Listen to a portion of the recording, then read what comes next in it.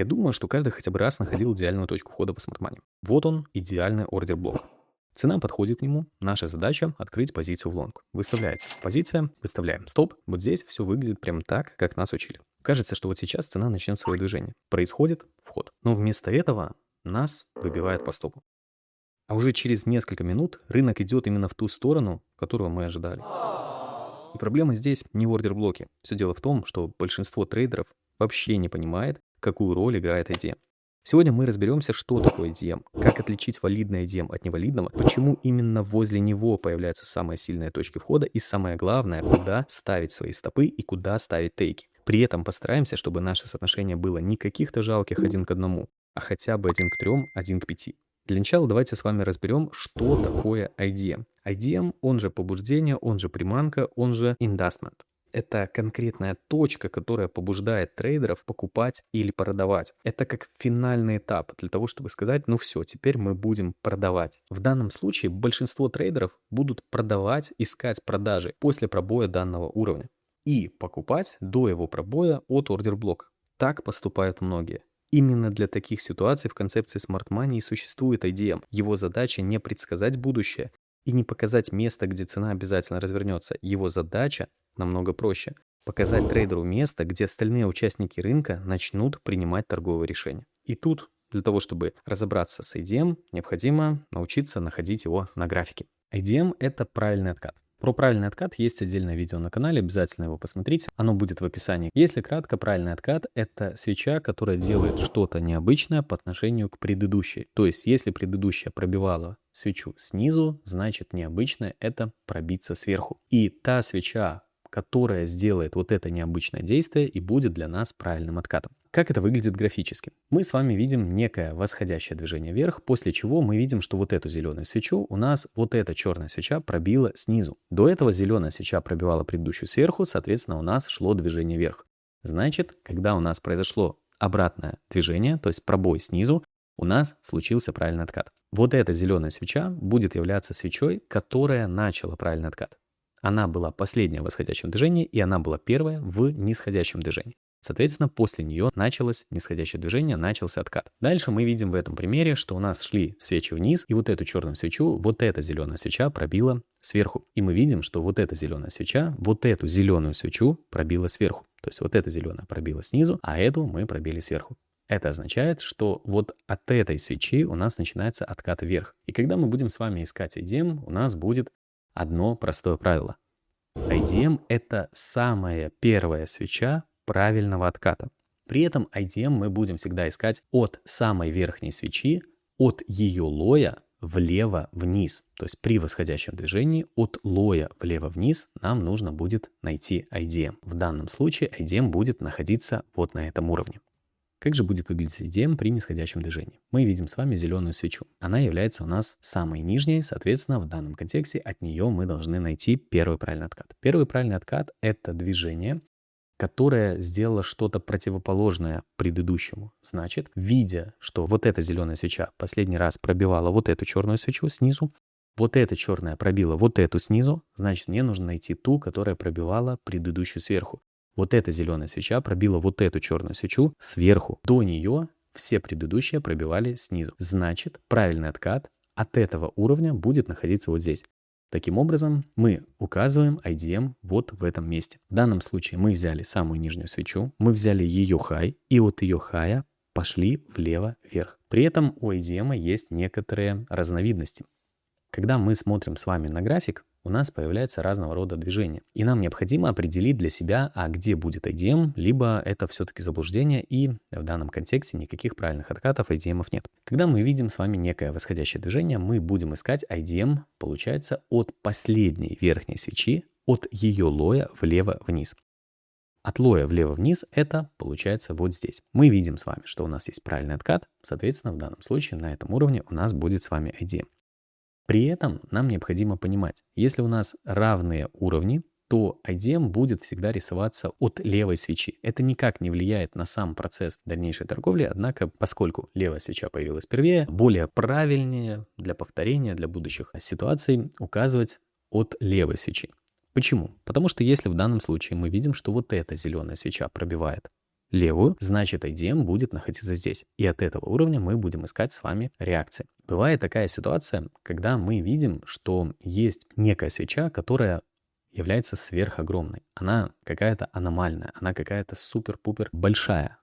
Что делать в этом случае? Здесь мы при определении IDM будем пользоваться точно такой же логикой. От лоя данной свечи влево мы с вами попытаемся найти IDM. Если здесь есть правильный откат, а мы с вами видим, что в данном случае есть правильный откат, то мы укажем, что в данном случае у нас тоже есть IDM. IDM будет находиться на лое вот этой черной свечи. Однако есть ситуация, в которой у нас происходит аномальная свеча, но она же, являясь самой верхней, она в данном случае у нас тоже является и самой нижней. Что делать в этом случае? Мы должны с вами вспомнить формулировку того, как находить IDM. IDM — это первый правильный откат, в данном случае при восходящем движении, от лоя свечи влево-вниз. То есть в данном случае влево-вниз мы берем прямоугольник и смотрим. От ее лоя мы не смотрим все, что находится выше, а мы идем влево и вниз. И здесь мы будем искать IDM. В данном контексте мы не видим свечи влево-вниз, значит IDM пока у нас нет. Как только у нас с вами появляется следующая зеленая свеча, мы говорим, что IDM от следующей свечи,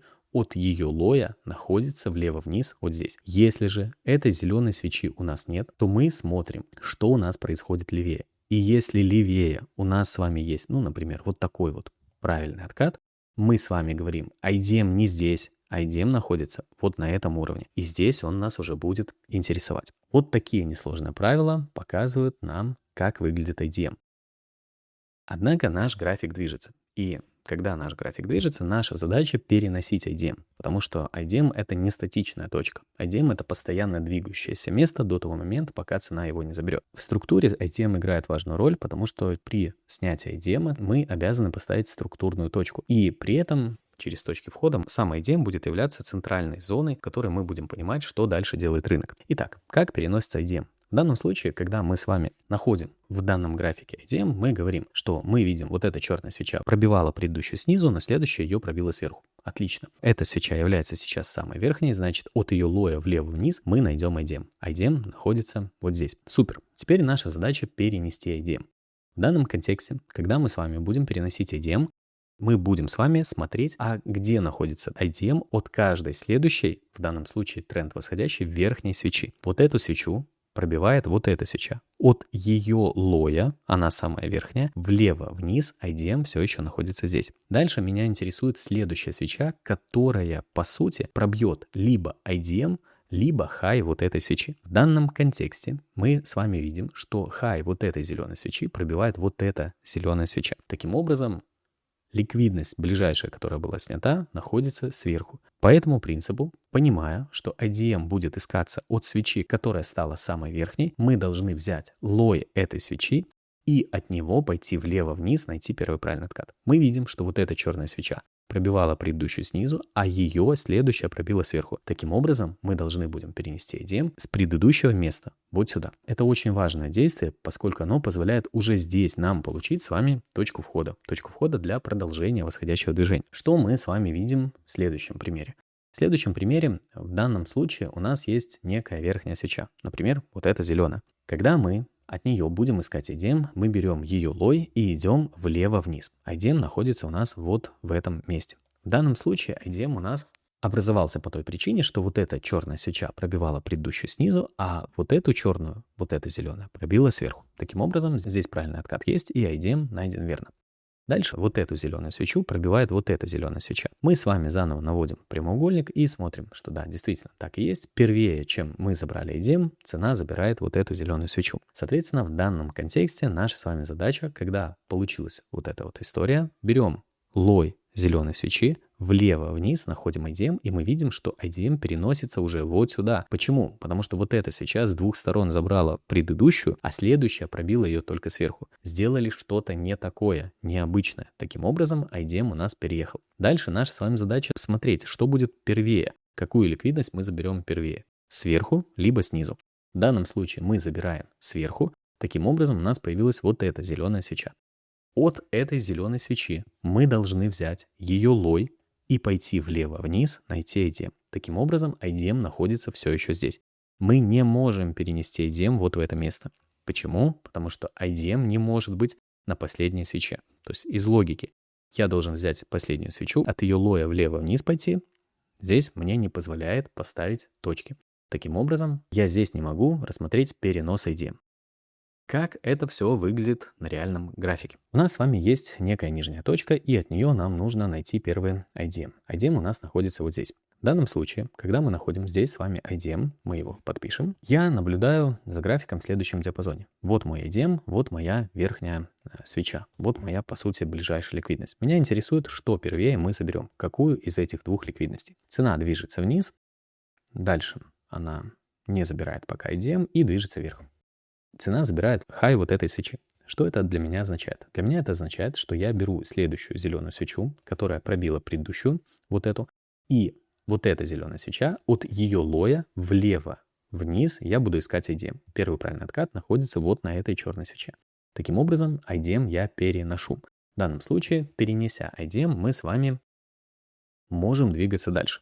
У меня есть нижнее место, у меня есть верхнее. Я смотрю, что происходит дальше. Я вижу, что следующая зеленая свеча пробивает предыдущую. От этой зеленой свечи влево-вниз я должен найти IDM. Что мы видим дальше? Дальше у нас движение вниз, дальше у нас движение вверх. Вот эта зеленая свеча пробивает предыдущую сверху. Соответственно, от нее мы должны заново искать IDM. Появилась новая верхняя свеча, значит мы ищем IDM. Теперь я обязан от лоя этой свечи влево-вниз найти IDM, он находится здесь. Не на этой свече, хотя она тоже образовала правильный откат. Однако мне нужно найти правильный откат от лоя влево-вниз. Смотрим дальше. Дальше у нас появляется еще одна зеленая свеча. От этой зеленой свечи, точно в том же порядке, от ее лоя влево-вниз я нахожу IDM. Соответственно, в данном контексте IDM находится здесь. Поэтому я этот IDM переношу вот сюда. Отлично, перенесли IDM. Смотрим, что происходит дальше. Дальше у нас новая свеча. От этой черной свечи, от ее лоя влево-вниз, IDM находится все там же. Дальше у нас происходит движение вверх, и у нас появляется новый хай. Вот от этого хая, от его лоя влево-вниз, IDM находится здесь. Мы его переносим. Дальше у нас происходит движение вниз, и цена забирает IDM. Таким образом, при снятии IDM, то есть если первее цена пришла к ликвидности, которая является IDM, мы должны поставить верхнюю точку. В данном случае мы понимаем, что мы пришли к побуждению, и теперь наша задача ждать уже пробой одной из структурных точек, либо снизу, либо сверху. По сути, сверху у нас находится сейчас уровень босс, снизу у нас находится уровень чок. Это уже структура. Как рисовать структуру, как переносить IDM, есть несколько практических стримов на канале, обязательно посмотрите и потренируйтесь. А мы пока идем с вами дальше. Когда у нас с вами появляется IDM, наша с вами задача вспомнить, а что вообще нам говорит IDM, для чего мы вообще должны его смотреть, для чего мы должны наблюдать за этим IDM. Потому что, когда трейдер уже торгует, он не до конца понимает и, наверное, не хочет даже понимать, а что ему теперь делать. Потому что вроде бы IDM нашел, вроде бы понимаю, что собирается делать рынок, а вроде и не понимаю, что собирается делать рынок. Потому что в данном контексте, прикольно, структура — это структура, красиво рисовать — это красиво рисовать, однако как этим пользоваться? Почему я вообще должен этим пользоваться? И вот тут мы с вами должны посмотреть, а какие могут быть точки входа от IDM. На самом деле структура точек входа от IDM выглядит следующим образом. Когда у нас с вами рисуется некая структура движения, у нас появляется с вами следующий формат ожидания других участников. Первое. Когда у нас идет некое движение вниз, оно является, естественно, трендовым. Всегда это для нас будет тренд. И мы обязаны по теории Smart Money обязательно разрисовать зоны интереса. Обязательно определить себе ордер-блоки. Технически перед IDM у нас всегда находится некий ордер-блок. Это зона принятия решения, в которой другие участники будут что-то делать. Вот это важно, что-то делать. А что именно? Когда у нас происходит некое трендовое нисходящее движение, в этой зоне другие участники будут принимать свои торговые решения. Каким образом они будут принимать свои торговые решения? Эти торговые решения будут приниматься через сетап, который называется чоч. Соответственно, чоч либо сетап-флип. Видео про данные сетапы есть на канале. Обязательно посмотрите и научитесь их использовать. Если вы не понимаете, как они используются, значит, скорее всего, вы многие вещи не хотите видеть на графике. В данном контексте, при подходе к данной зоне интереса, трейдер, перейдя на младший таймфрейм, будет искать именно вот такого вот формата движения. И когда цена будет делать возврат к одной из зон интереса, его задача будет войти в позицию. позиция будет рассматриваться, естественно, шортовая. То есть потенциальное ожидание другого участника при возврате к этой зоне, он будет ожидать вот такого формата движения и входить в позицию. Однако теория IDM говорит о том, что такая позиция не отработает. Скорее всего, она сделает либо вот такой перехай, либо цена не вернется к этой зоне интереса и улетит вниз. Почему? Почему это происходит? Когда на графике происходит очевидное движение к зонам интереса, оказывается так, что когда мы возвращаемся, ну, например, вот этим движением к зоне интереса, в данном случае никто еще не ждет эту шортовую позицию. Наоборот, другие участники будут в данной области искать все еще лонги, продолжение восходящего движения. Это парадокс, однако этот парадокс и является логикой рынка.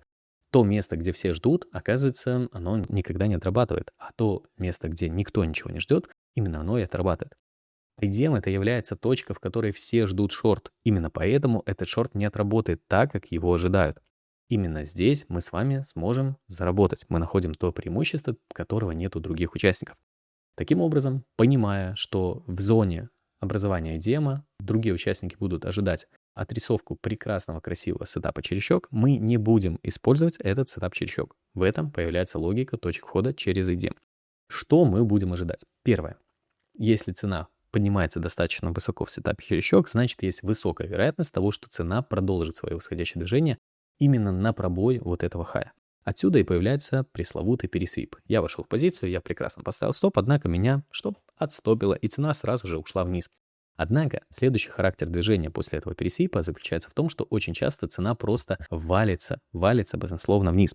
В своей концепции я использую еще такое понимание, как СНР. Что такое СНР? Это, по сути, процесс стопов других участников. То есть я вижу вот эти зигзаги, и я понимаю, что цена просто валится небольшими зигзагами. Зигзаги не возвращаются к зонам интереса. Это очень важный момент. В данном случае мы видим, что, например, здесь сама точка входа на 15 минутах, но на минутке я вижу уже процесс вот этих мелких падений вниз, что мне позволяет максимально агрессивно открывать свою позицию и вот здесь получать, если у меня есть большее желание, можно и 1 к 10, 1 к 20 получить. Однако в последнее время я стал максимально консервативным, поэтому 1 к 4, 1 к 5 здесь за глаза хватает.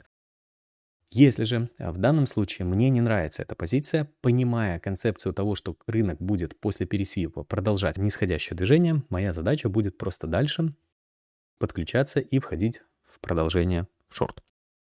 При этом нужно отметить, что данное движение будет являться манипуляцией. То есть мы пока лонговать с вами не можем, однако данная манипуляция допускается. Почему нельзя данную позицию всегда находить и почему она иногда может не отработать? Да, для этого у нас стоит стоп.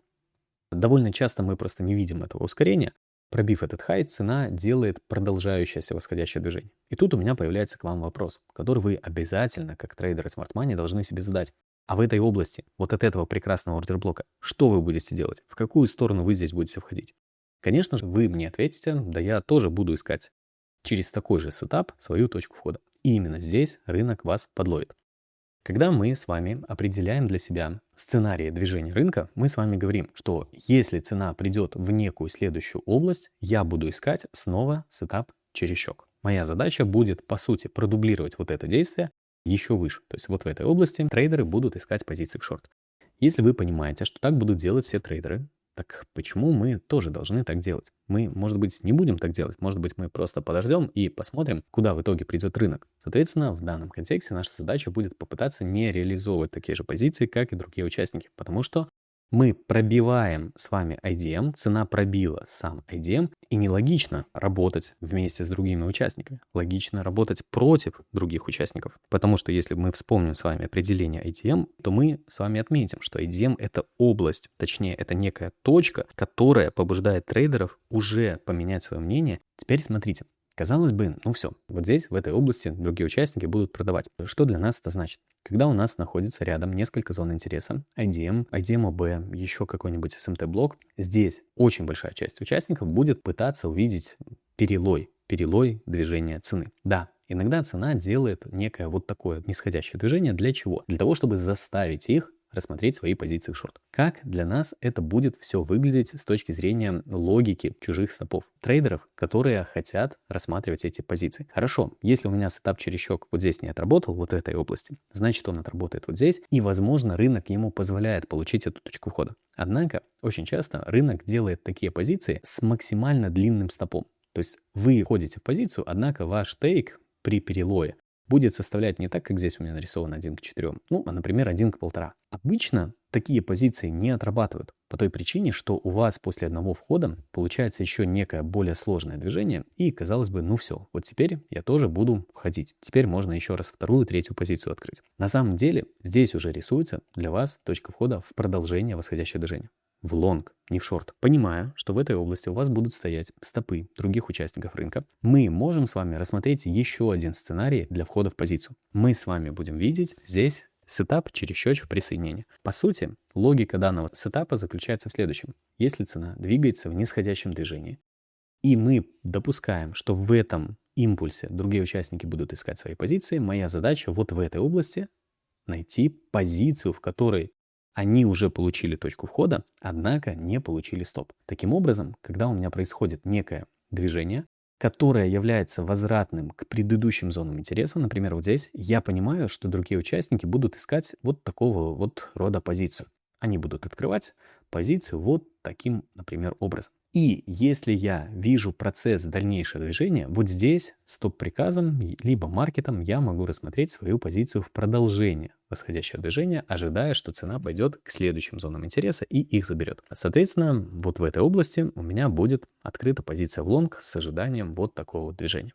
Итак, мы сейчас проговорили с вами чуть-чуть, возможно, сумбурно, чуть-чуть много, однако нужно было разобрать сразу все точки входа через IDM, которые разворачивают рынок. То есть, если рынок пришел, пересвипнул, значит, я буду рассматривать эту позицию. Мы будем участвовать против других участников, которые торгуют в Smart Money, понимая, что, скорее всего, рынок через это побуждение им точку входа не даст. Что мы с вами видим? Цена приходит к зоне интереса, цена дает точку входа прекрасную, красивую чересчук, значит, нас здесь в этой позиции не будет. Используя сетап чересчук присоединения, мы можем с вами рассмотреть здесь позицию в лонг. Каким образом? Видя, что у нас рисуется в самом ордер-блоке к IDM прекрасная точка входа в нисходящем движении, мы допускаем, что другие участники будут ставить свои тейки вот в эту область, значит, мы будем с вами искать позиции в лонг. Каким образом? Видя начальное движение вверх, наша задача будет увидеть несколько откатов, после чего, по возможности, видя более сложное движение вниз по отношению к этим откатам, мы рассмотрим свою первую позицию в лонг. Таким образом,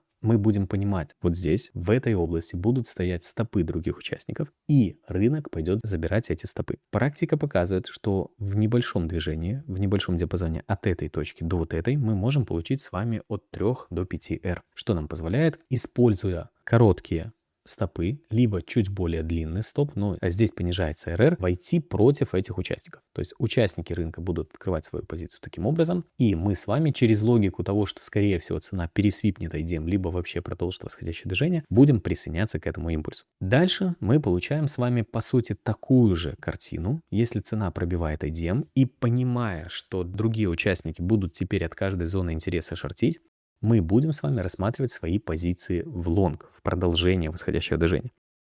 Другие участники рынка, трейдеры, они ищут от каждой зоны интереса свою позицию в шорт. Шорт, шорт, шорт. Вспоминаем себя. Что вы делаете, когда рынок падал трендово вниз, и у вас происходит реакция на блоки? Вы дальше шортите. Соответственно, как раз против вас и работает IDM.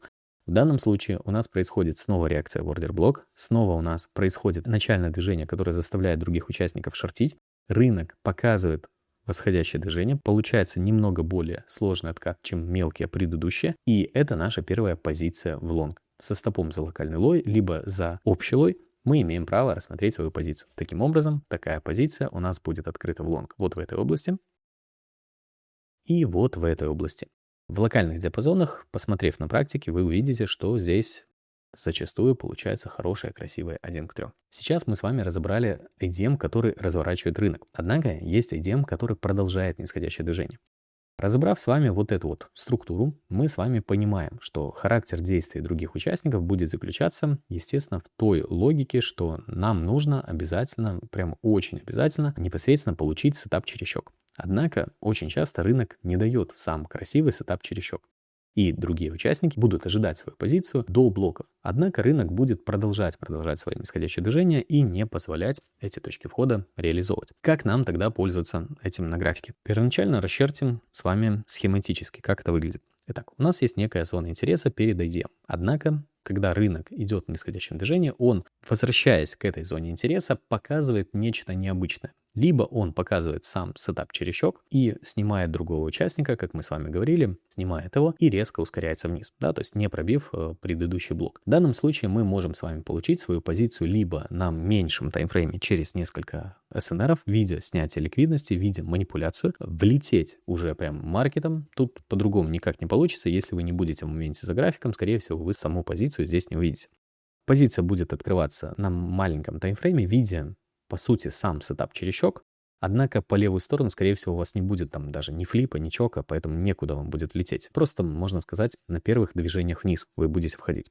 Эта позиция будет достаточно хорошей с точки зрения агрессивного присоединения и с достаточно высоким винрейтом, что позволит вам даже не перетягивать свой тейк за перелой. Следующая манипуляция, которая может вас ожидать, это просто не получение точек входа другими участниками. То есть рынок не доходит до самого блока, либо рынок доходит до блока, однако он не дает глубоких возвратов. И здесь появляется ситуация, в которой мы видим по факту, что рынок летит вниз. Мы ждем, как трейдеры Smart Money, какого-то глубокого отката для входа в позицию, однако его не существует. Что здесь делать? Здесь задача проста. Сложна, но проста. Мы просто при пробое какого-нибудь СНР присоединяемся с вами шорт. Все, больше ничего. Стоп либо за более сложное движение, либо за локальный хай. Никаких других ситуаций здесь быть не может. Только такого формата подхода. Почему? Потому что тренд идет. Задача рынка, он уже обманул всех, да? По сути, он где-то здесь заставил трейдеров рассматривать свои позиции в лонг, и он просто продолжением нисходящего движения он забирает их стопы.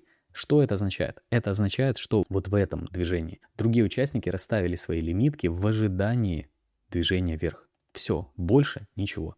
Их задача здесь получить вот такие позиции. Мы, понимая, что это происходит, продолжаем нисходящее движение. Перед тем, как мы посмотрим, как эти позиции выглядят на графике, я хотел бы отметить. Очень важно смотреть все это действие не на одном таймфрейме.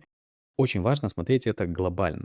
Каждые 5 дней в неделю, каждое утро перед торговой сессией у нас проходит логика рынка. Что такое логика рынка? Логика рынка — это, по сути, анализ графика не с точки зрения, а вот какой мне сетап сейчас рассмотреть, а с точки зрения того, что рынок прямо сейчас пытается сделать сегодня. И в этой логике мы разбираем график с точки зрения старшего таймфрейма до младшего. Что может произойти, какие сценарии могут произойти и как может рынок обмануть других участников. Данная логика позволяет определить дальнейшие сценарии и увидеть, где рынок будет нас обманывать. Используя эту логику, мы можем правильно использовать с вами концепцию Smart Money, которую большинство видят как обычный маленький сетап. Сетап сам по себе никогда не работает. Но когда вы соединяете несколько таймфреймов, и вы видите, что показывает рынок другим участникам, пользуйтесь этим, у вас есть преимущество перед ними. Поэтому с радостью вас буду ждать в логике рынка. Как это все выглядит у нас на графике? Мы видим с точки зрения старшего таймфрейма то, что цена пробивает более главный IDM. И мы видим некое дальнейшее восходящее движение.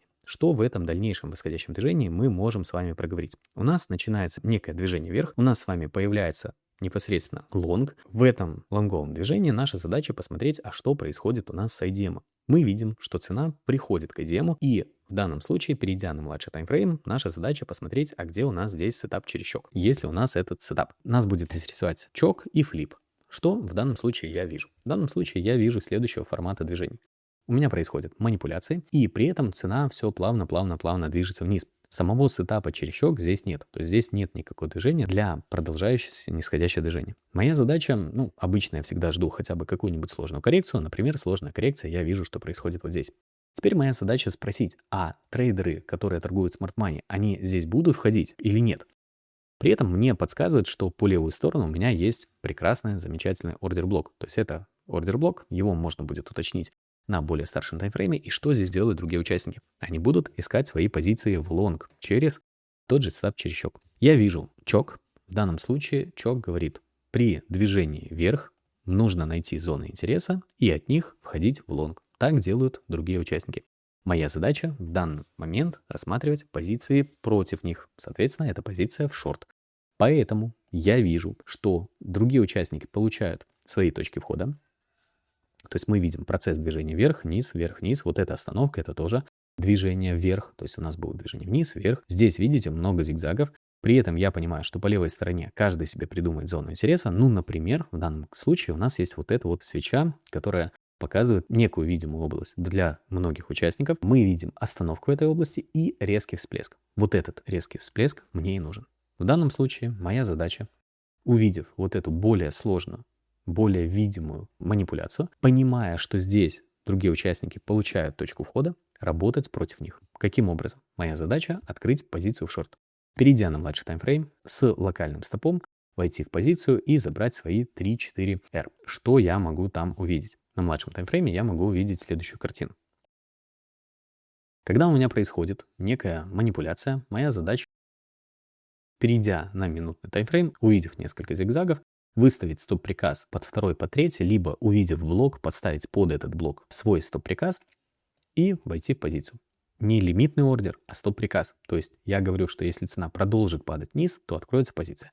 Довольно часто будете открываться маркетом. При этом, когда вы торгуете крипту, обращайте внимание на комиссии. На Форекс работа маркетом стоит недорого. На крипте она является позицией тейкера, поэтому не всегда выгодно. Учитывайте это, пожалуйста, в своей торговле. Это называется условный ордер в крипте. Также мы можем с вами здесь рассмотреть еще одну позицию. Мы видим очередную более сложную коррекцию, очередной вход, очередную более сложную коррекцию, очередной вход. И таким образом дальше мы можем с вами работать через этот IDM. Как это выглядит еще на графике? Что мы видим с вами дальше? Дальше мы видим с вами снова цена приходит в область IDM, однако она ничего здесь не дает. Как мы будем поступать? Мы будем поступать с вами следующим образом. Вот у нас есть ордер-блок, который будет видеть большинство. Вот у нас происходит этот ордер-блок, вот у нас прекрасный, замечательный, значит, другие участники будут его ждать. Я в своей концепции его выделяю таким образом. Здесь цена коснулась этот блок. Итак, смотрим, что у нас на младшем таймфрейме. У нас есть некое нисходящее движение. К этому нисходящему движению наша задача с вами увидеть, как рынок будет работать с этим графиком.